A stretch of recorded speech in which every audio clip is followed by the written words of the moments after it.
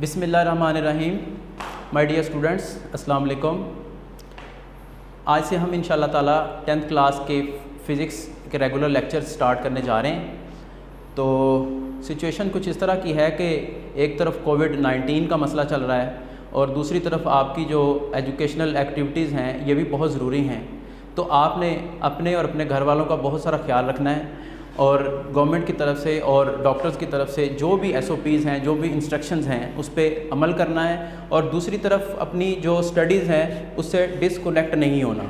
मेरी पेरेंट्स से भी रिक्वेस्ट होगी कि अपने बच्चों का टाइम ज़ाया मत होने दें और उनको इन लेक्चर्स के थ्रू, ये जो ऑनलाइन लेक्चर DPS के चल रहे हैं, इनके थ्रू अपने बच्चों को स्टडी पे फोकस करवाएं ताकि इनका टाइम वेस्ट ना हो। तो आज के हम इस टॉपिक को स्टार्ट करते हैं जी। ये 10th क्लास का फर्स्ट यूनिट है, simple harmonic motion and waves.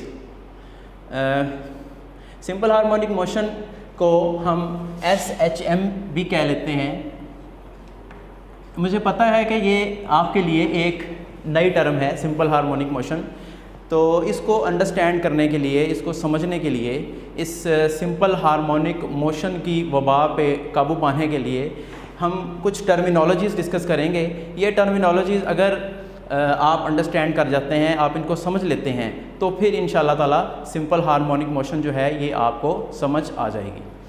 तो first of all vibratory motion. Vibratory motion को का एक सेकंड नेम है ऑसिलेटरी मोशन। ऑसिलेटरी मोशन और वाइब्रेटरी मोशन एक ही चीज़ के दो नाम हैं।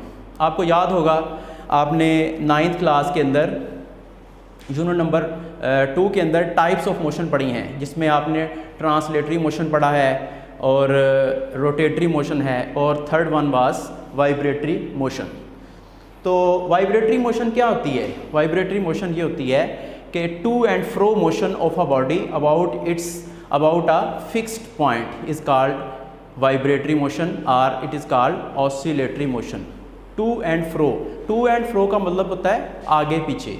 तो अगर कोई बॉडी एक ही पॉइंट के आगे पीछे अपनी मोशन को रिपीट करती है तो उसको हम क्या कहते हैं? वाइब्रेटरी मोशन कहते हैं। तो आपने 9th में ही इसकी जो एग्जांपल्स पढ़ी हुई हैं, वो एक तो आपने पेंडुलम क्लॉक की एग्जांपल देखी होगी। वहाँ पे पेंडुलम क्लॉक के अंदर जो क्लॉक का पेंडुलम होता है वो अपनी मीन पोजीशन के अबाउट क्या करता है? वाइब्रेट करता है। इसी तरह से सीसा जो है वो भी वाइब्रेटरी मोशन की एक एग्जांपल है। स्विंग, बच्चों का जो झूला होता है, स्विंग जिसे हम कहते हैं, तो वो भी वाइब्रेट करता है बेसिकली। तो ये तो आपने वो एग्जांपल्स हैं जो 9th क्लास में पढ़ी हुई हैं। आज हम कुछ इसकी मज़ीद वाइब्रेटरी मोशन की एग्जांपल्स को डिस्कस करते हैं यहाँ पे। तो नंबर 1 है mass attached with a spring. तो ये आपके सामने एक सिस्टम है। इस सिस्टम के मुताबिक हमारे पास ये एक स्प्रिंग है। स्प्रिंग का जो एक एंड है वो एक रिजिड सपोर्ट के साथ अटैच है और उसका जो सेकंड एंड है वो एक मैस के साथ अटैच है। तो ये जो सारे का सारा सिस्टम है ये एक हॉरिजॉन्टल फ्रिक्शनलेस सरफेस के ऊपर पड़ा हुआ है। और जैसे ही हम इस मैस M को यहाँ से ड्रैग करते हैं या इसको डिस्प्लेसमेंट कवर करवाते हैं, तो क्या होता है जी? तो ये होता है कि ये जो स्प्रिंग है ये यहाँ से स्ट्रेच हो जाता है, खींचा जाता है। और जैसे ही हम इसको यहाँ से ले जाके यहाँ पे फ्री करते हैं तो ये जो मैस है इस स्प्रिंग की वजह से इस सरफेस के ऊपर वाइब्रेट करना स्टार्ट कर देता है। तो ये वाइब्रेटरी मोशन की एक एग्जांपल है। इसकी डिटेल्स हम इंशाअल्लाह ताला नेक्स्ट लेक्चर के अंदर पढ़ेंगे। Second example, motion of simple pendulum. Simple pendulum की जो मोशन है, आपने सिंपल पेंडुलम को देखा होगा। हमारे पास एक स्ट्रिंग है, ये बाहर पड़ा हुआ है, रज़ा भाई बाहर पड़ा हुआ है, इसको ले। एक सिंपल पेंडुलम के अंदर क्या होता है? एक हमारे पास स्ट्रिंग है, रस्सी है, उसका एक एंड जो है वो एक फ्रिक्शनलेस सपोर्ट के साथ अटैच है। ये जो सपोर्ट होती है इसको हम कंसीडर करते हैं कि ये फ्रिक्शनलेस सपोर्ट है। और इसका जो सेकंड एंड है इस स्ट्रिंग का वो एक बॉब के साथ अटैच है। दिखाइए, ये जी आपको स्क्रीन के अंदर नज़र आ रहा होगा। ये चेयर इधर रखें। ये एक सिंपल पेंडुलम है। इसमें ये हमारे पास एक स्ट्रिंग है, इसका एक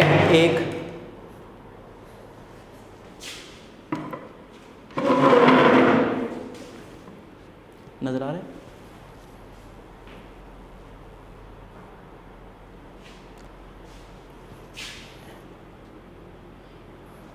तो स्ट्रिंग का एक एंड जो है वो इस सपोर्ट के साथ अटैच है और दूसरा जो है वो ये हैवी बॉब के साथ अटैच है। तो ये हम इसको यहाँ पे फ्रीली सस्पेंड कर देते हैं और जैसे ही हम क्या करेंगे, एक एक्सटर्नल फोर्स इस पे अप्लाई करेंगे। एक्सटर्नल फोर्स अप्लाई करके इसको इसकी ओरिजिनल जो पोजीशन है वहाँ से इसको डिस्प्लेस करेंगे, इसको डिस्टर्ब करके थोड़ा सा आगे ले जाएंगे, इसमें डिस्प्लेसमेंट प्रोड्यूस करवाएंगे और इसको बाद में जब फ्रीली इसको हम छोड़ देंगे तो ये क्या करेगा, अपनी मीन पोजीशन जो कि इसकी यहाँ पे थी उसके अबाउट क्या करेगा, वाइब्रेट करना स्टार्ट कर देगा। तो सिंपल पेंडुलम की जो मोशन है इसको भी हमने डिटेल के साथ पढ़ना है थर्ड लेक्चर के अंदर इंशाल्लाह ताला। तो बहरहाल ये जो सिंपल पेंडुलम है ये वाइब्रेटरी मोशन की एक एग्जांपल के तौर पे आपने इसको देखना है। इसी तरह से a steel ruler clamped at one end of a bench, अगर आपके पास एक स्टील रूलर हो, स्टील का फुट हो और उसको आप एक बेंच के साथ उसका एक एंड जो है वो टाई अप कर दें, इसको किसी तरह से क्लैम्प कर दें, फिक्स कर दें और उसका जो सेकंड एंड है उसको आप यहाँ से डिस्टर्ब करें, इसकी ये जो ओरिजिनल पोजीशन है इसको डिस्प्लेसमेंट कवर करवा के यहाँ पे लेके आएँ और जैसे ही आप इसको फ्री करेंगे तो क्या होगा, तो ये अपनी दो इन पोजीशंस के अबाउट ये क्या करेगा, मीन पोजीशन के अबाउट ये वाइब्रेट करेगा इन दो एक्सट्रीम पोजीशन जो है को बना के।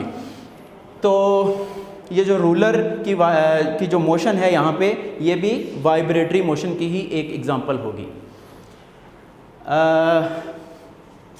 ये 4 एग्जांपल्स हैं। तो इसके बाद हमने यहाँ पे कुछ बेसिक टर्मिनोलॉजीज़ डिस्कस करनी है। बेसिक टर्मिनोलॉजीज़ जो है उनको डिस्कस करेंगे तो सिंपल हार्मोनिक मोशन जो है उसको अंडरस्टैंड इजीली करेंगे। आज के लेक्चर के अंदर हमने सिंपल हार्मोनिक मोशन को स्टार्ट नहीं करना, जस्ट उसको समझने के लिए, उसकी बेस बनाने के लिए हमने ये टर्मिनोलॉजीज़ कुछ समझनी है, इनको डिस्कस करना है, इनको आपने बड़े ही ध्यान से समझना है।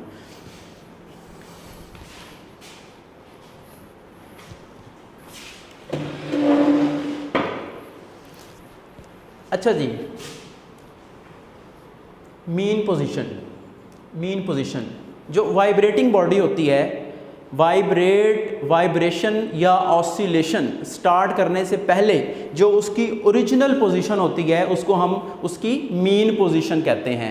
फॉर एग्जांपल अगर हम इस सिंपल पेंडुलम की ही एग्जांपल ले लें तो सिंपल पेंडुलम को उसकी ओरिजिनल जो पोजीशन है वो ये है, ये इसकी ओरिजिनल पोजीशन है या इसकी इक्विलिब्रियम पोजीशन कहलाती है ये वाली। अभी इसको हमने वाइब्रेट करने के लिए डिस्टर्ब नहीं किया, यहाँ पे या इधर हम इसको नहीं लेके गए, लेकिन इसकी ये जिस जगह पे इस टाइम एग्जैक्टली राइट नाउ मौजूद है ये इसकी इक्विलिब्रियम पोजीशन या इसकी मीन पोजीशन कहलाती है। This is the mean position.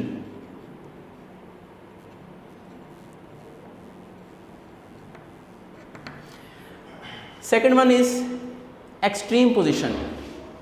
Vibrating body को हम ड्रैग करते हैं, उसमें डिस्प्लेसमेंट प्रोड्यूस करवाते हैं। एक और बात याद रखनी है आपने कि यहाँ पे ये जो सिंपल हार्मोनिक मोशन का जो टॉपिक है इसके अंदर हमने डिस्प्लेसमेंट को x से मेंशन करना है। तो अगर हम इस वाइब्रेटिंग बॉडी को इसकी ओरिजिनल पोजीशन से यानी कि मीन पोजीशन से डिस्प्लेस करते हुए यहाँ तक ले जाते हैं तो ये वो पॉइंट है जहाँ पे इसने इस वाइब्रेटिंग बॉडी ने मैक्सिमम डिस्प्लेसमेंट कवर किया हुआ है और इसको हम इस डिस्प्लेसमेंट को x से मेंशन कर सकते हैं।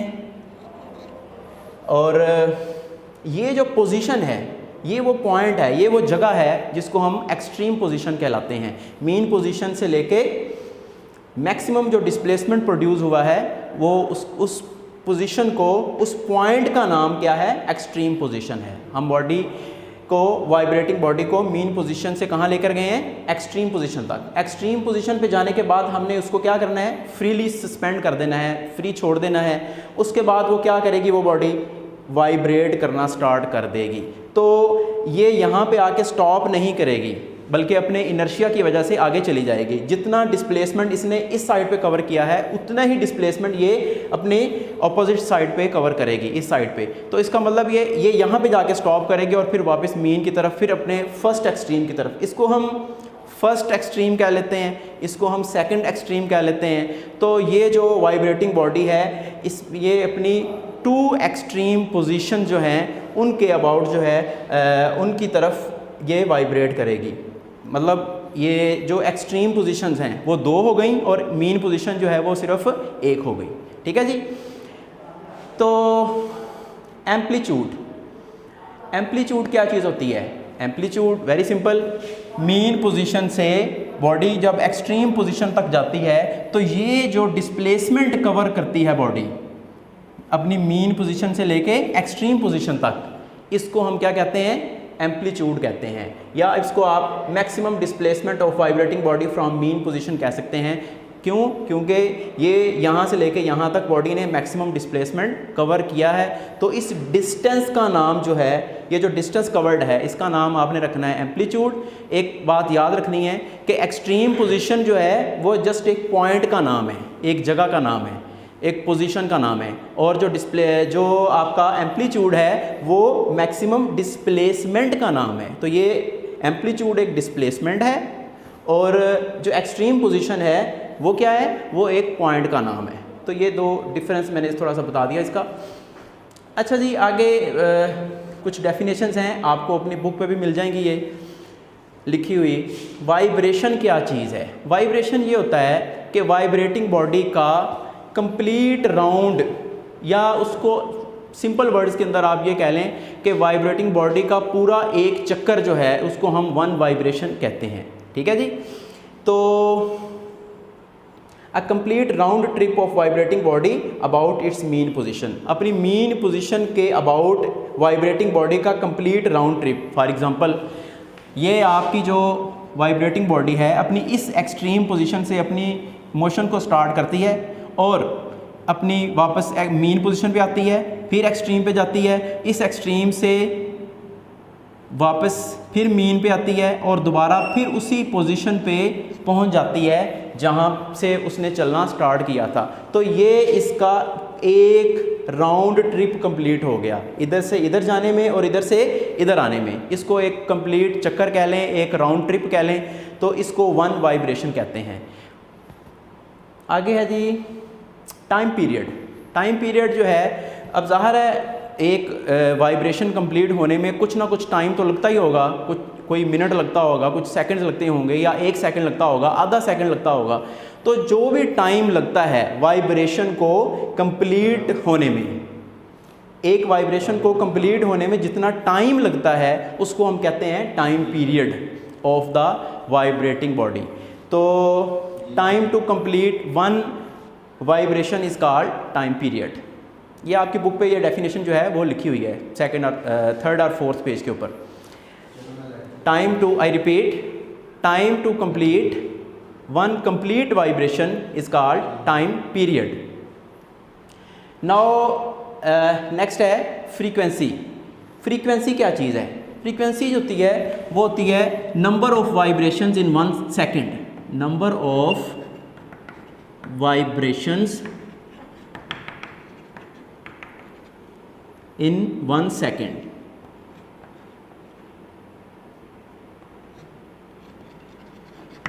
Number of vibrations completed in 1 second is called frequency. और यहाँ पे मैं आपको फ्रीक्वेंसी और टाइम पीरियड का एक छोटा सा बड़ा ज़बरदस्त रिलेशन है, बड़ा आपस में इनका बड़ा गहरा जो एक रिश्ता है, ताल्लुक़ है, वो भी बताता जाऊँ इक्वेशन की फॉर्म के अंदर कि फ्रीक्वेंसी और टाइम पीरियड हमेशा आपस में इन्वर्सली प्रोपोर्शनल होते हैं। F is equal to 1/T, और अगर आप इसको लिखना चाहें यहाँ पे T, तो T is equal to 1/F। अगर फ्रीक्वेंसी ज़्यादा होगी, जिस वाइब्रेटिंग बॉडी की फ्रीक्वेंसी ज़्यादा होगी, यानी कि उसके नंबर ऑफ वाइब्रेशंस पर सेकंड ज़्यादा होंगे, तो फिर समझें कि उसका टाइम पीरियड कम होगा। और अगर उसका टाइम पीरियड जो है वो ज़्यादा होगा तो फिर उसकी फ्रीक्वेंसी कम होगी। यानी कि एक चक्कर कंप्लीट करने में अगर टाइम ज़्यादा लगता है तो number of vibrations in 1 second, यानी कि फ्रीक्वेंसी जो होगी उसकी क्या होगी, कम होगी। टाइम पीरियड ज़्यादा, फ्रीक्वेंसी कम, फ्रीक्वेंसी ज़्यादा तो टाइम पीरियड कम, both are inversely proportional to each other. चीज़ें आपके लिए हेल्पफुल होंगी। आपका बहुत बहुत शुक्रिया, थैंक यू वेरी मच।